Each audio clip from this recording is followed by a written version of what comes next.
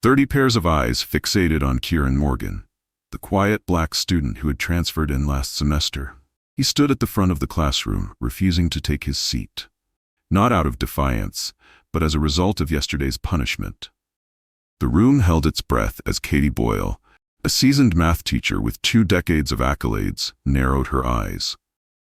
She reached for the chalk, intending to humiliate Kieran with a complex calculus problem. But what happened next left everyone speechless. By the time Kieran finished writing, the entire school would never be the same. Before we continue, comment below with where you're watching from. If stories like this resonate with you, subscribe to our channel.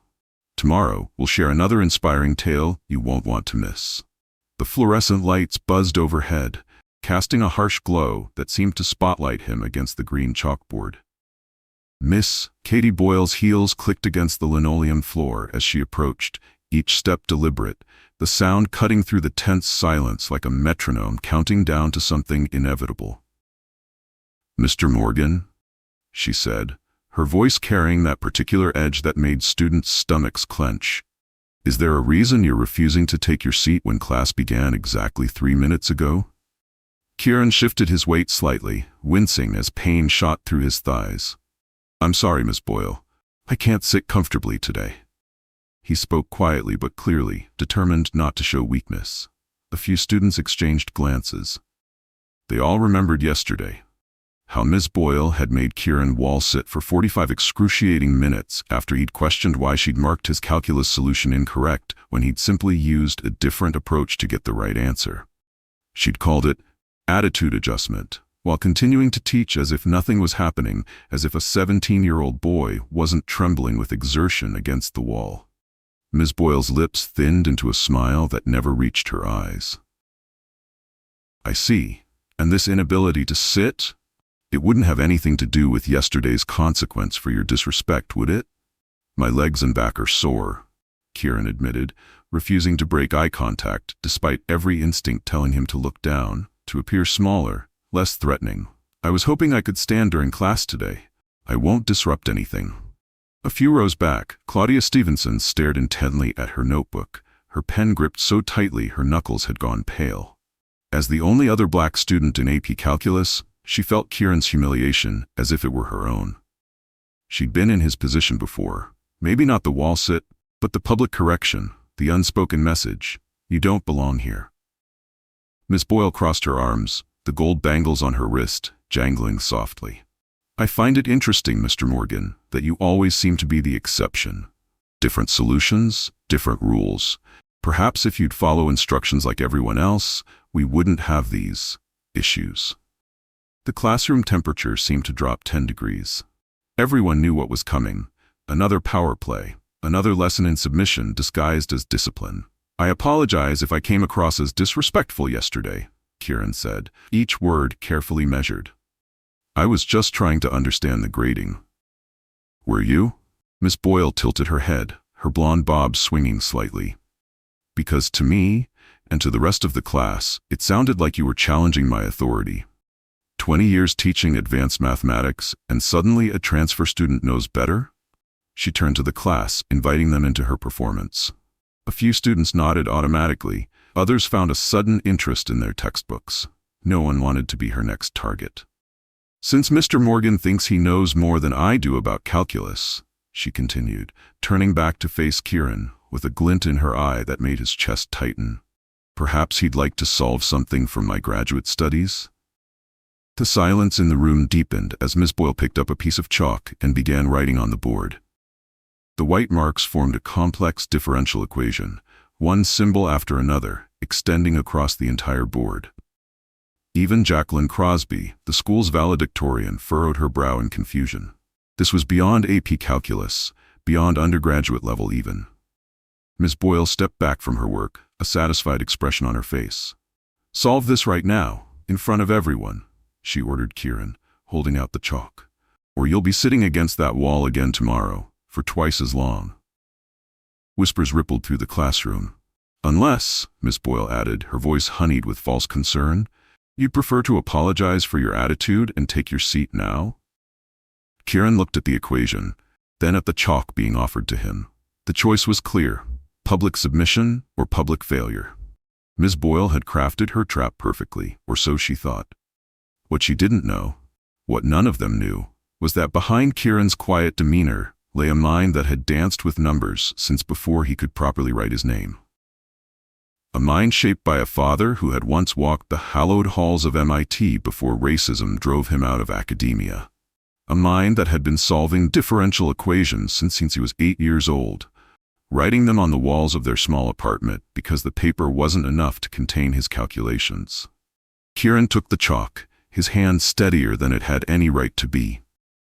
"I'll solve it," he said simply. Ms. Boyle's smile widened as she stepped aside, expecting the entertainment to begin, the fumbling, the embarrassment, the eventual defeat. What she didn't expect was for Kieran to immediately start writing, his hand moving with purpose and confidence. The equation was complex, involving partial derivatives and implicit functions, something you might encounter in a graduate-level analysis course. But to Kieran, it was a puzzle. Challenging, but not impossible, and puzzles had always been his refuge. The classroom grew quieter as seconds stretched into minutes. The initial snickers faded as Kieran continued to work methodically across the board, breaking down the problem into manageable parts, applying theorems and techniques that even Ms. Boyle had to strain to follow. Claudia's eyes darted between Kieran's intensely focused expression and Ms. Boyle's increasingly rigid posture. The teacher's arms had uncrossed, her hands now clenched at her sides, fingers working against each other as Kieran continued to fill the board with clear, precise notation. "The universe speaks in mathematics," his father had told him, chalk dust on his dark fingers as he wrote. "When they tell you that you don't belong in these spaces, remember, you were born understanding a language that many spend lifetimes struggling to learn." Kieran had taken those words to heart, but he'd also learned his father's harder lesson. Brilliance in a black body was often seen as a threat rather than a gift. After being accused of cheating in elementary school, when he completed a week's worth of math worksheets in a single night, he'd learned to hide what he could do. To be good, but not too good. To be smart, but not threatening. But today, something had snapped. Maybe it was the lingering pain in his legs. Whatever it was, Kieran was done hiding. He completed the final step of the equation, circled the answer, and set down the chalk with a soft click that echoed in the silent classroom. For 3 long seconds, no one moved, no one spoke. Ms. Boyle stared at the board, her eyes moving rapidly across his work. The students looked between her and Kieran, waiting. "This is impossible," Ms. Boyle finally said, her voice strained. "You must have cheated. There's no way you could have solved this." Kieran turned to face her, his expression calm, but his heart hammering against his ribs. "I didn't cheat, Miss Boyle. I solved the problem correctly." Boyle's face flushed as she snatched the eraser from the chalk tray. "I don't know how you prepared for this, but I won't tolerate dishonesty in my classroom." She began violently erasing his work, chalk dust billowing around her. "I've never seen that problem before," Kieran protested, stepping back as white powder clouded the air between them. "You can check my solution." "Check what?" she snapped, continuing to erase. "Your memorized answer? Did you look up my graduate coursework? Have someone feed you the solution?" Several students had already taken photos of Kieran's complete solution before Ms. Boyle could erase it all. She noticed the phones raised and whirled around, her face contorted with anger. "All phones on my desk now. No recordings in my classroom without permission." Most students reluctantly placed their phones on her desk, but Claudia had already pressed send on the photos to her cloud storage. She would not let this moment be erased like the chalk on the board. Miss Boyle reached for the classroom phone. "I'm calling security. This disruption has gone on long enough." 5 minutes later, Marion Kent, the school security guard, arrived at the classroom door. Miss Boyle had already written up a disciplinary report, checking boxes for academic dishonesty and disruptive behavior. "Take him to Principal Ellison," she instructed Marion, handing over the pink disciplinary slip. He can explain to her how he magically solved graduate-level mathematics without any preparation. Kieran gathered his backpack silently, aware of 30 pairs of eyes tracking his every move, and walked toward the door. Principal Kelly Ellison's office was painted a calming sage green, with framed diplomas and student artwork, creating a more welcoming atmosphere than the sterile classroom they'd left behind.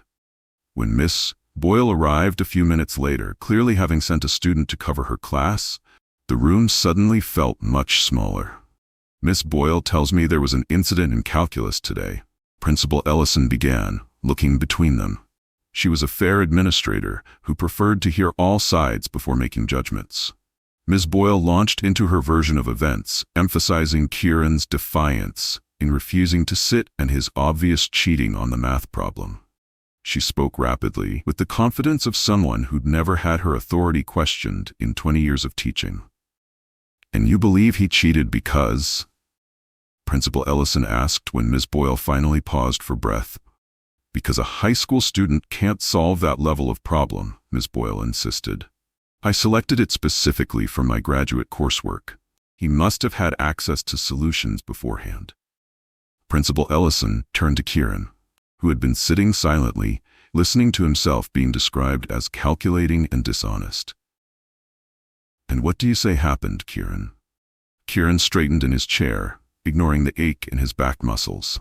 "Today, when I asked to stand during class, she challenged me to solve that equation as a way to embarrass me," he began. "But I've been studying advanced mathematics since I was a child. I solved it correctly, and she accused me of cheating." Ms. Boyle scoffed. "Advanced mathematics since childhood? Please. Your transcript shows you transferred from Eastside High last semester with good but not exceptional grades." "I was homeschooled before high school," Kieran said quietly.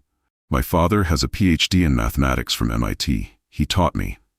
For the first time, uncertainty flickered across Ms. Boyle's face, quickly replaced by renewed conviction. "Even if that's true, which I doubt, there's no way you solve that problem without preparation. No high school student could." Principal Ellison studied Kieran thoughtfully. "Your father has a mathematics PhD? Why haven't we met him at parent conferences?" "He works 2 jobs, Kieran explained. "He couldn't make the evening meetings."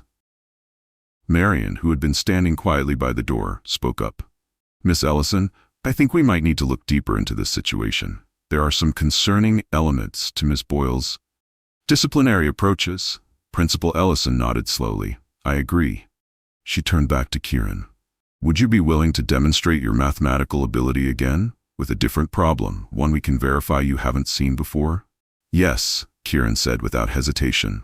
"I can solve any calculus problem you have right here, right now." Miss Boyle's face flushed with anger. "This is ridiculous. We're entertaining this charade instead of addressing his disrespect." "What we're doing," Principal Ellison replied firmly, "is seeking the truth. If Kieran can't solve another advanced problem, then we'll address the cheating concerns. But if he can—" She let the implication hang in the air. She picked up her phone and called Claudia Stevenson, the AP physics teacher. "Claudia, could you come to my office and bring your most challenging calculus problem with you?" "Yes, that would be great."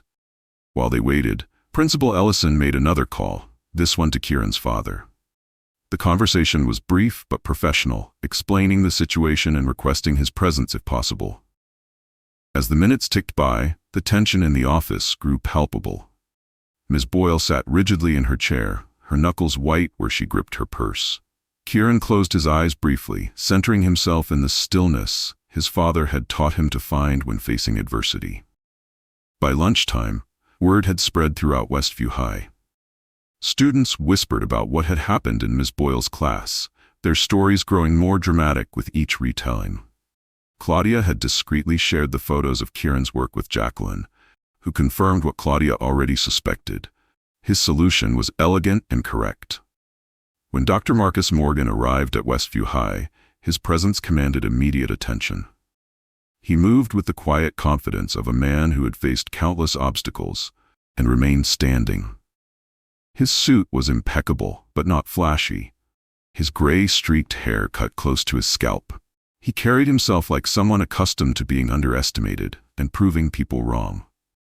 He was shown into Principal Ellison's office just as Claudia Stevenson was writing a complex problem on a whiteboard she'd brought in. Miss Boyle's eyes widened slightly when she saw Dr.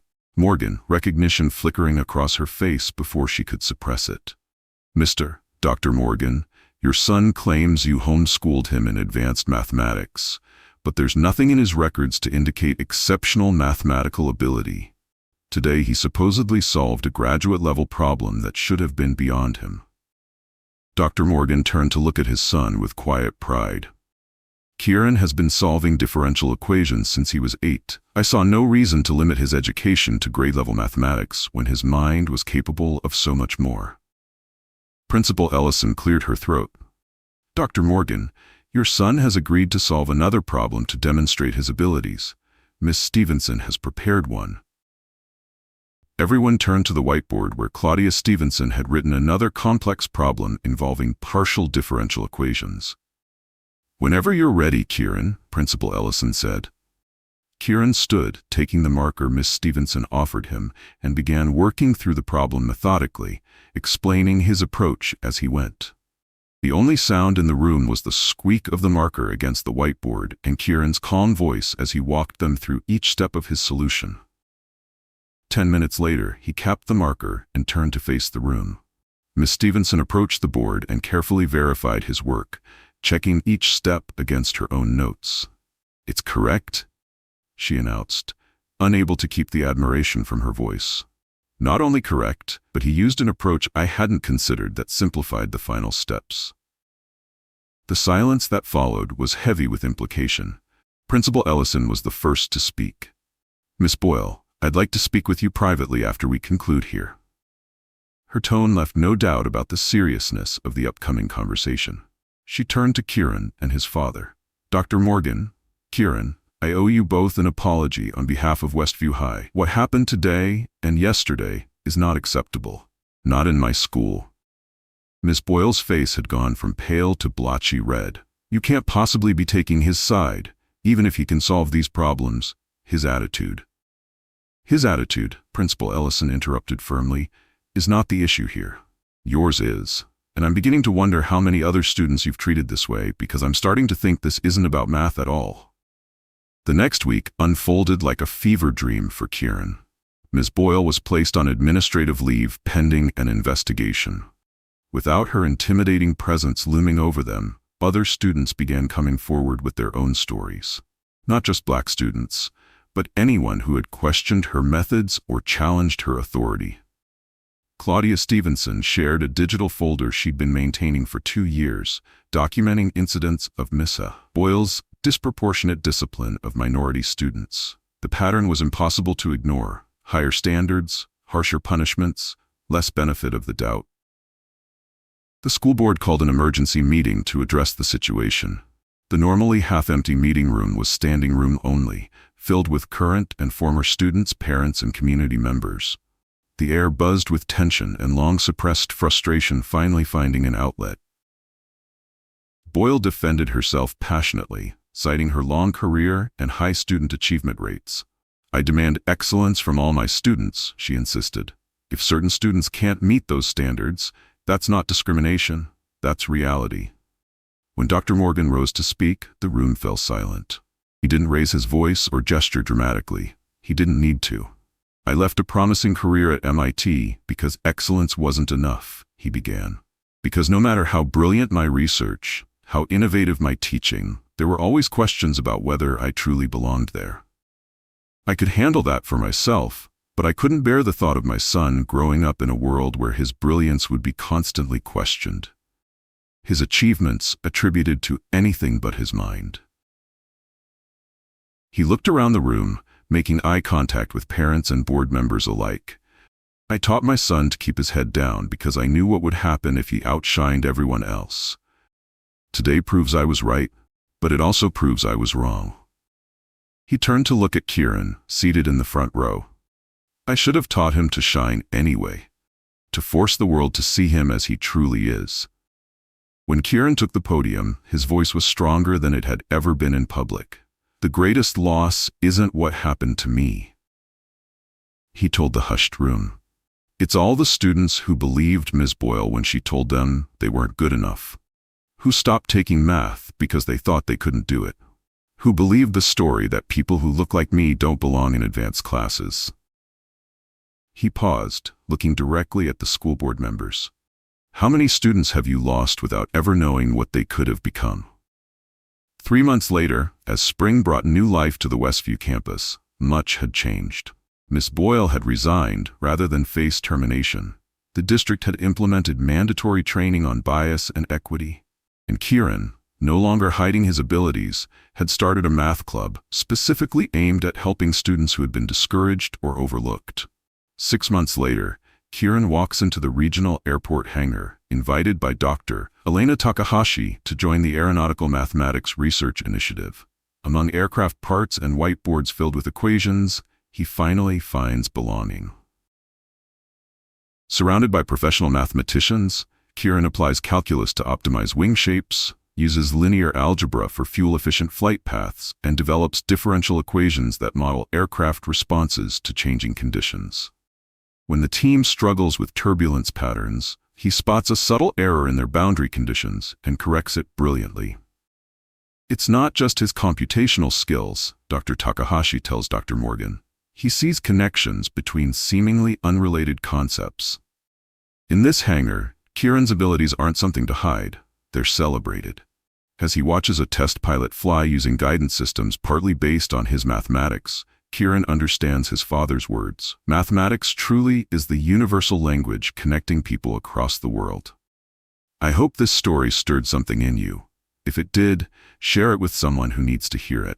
Don't forget to subscribe and stay tuned. I've handpicked 2 more powerful stories waiting for you. Until then, remember, your voice matters. Use it.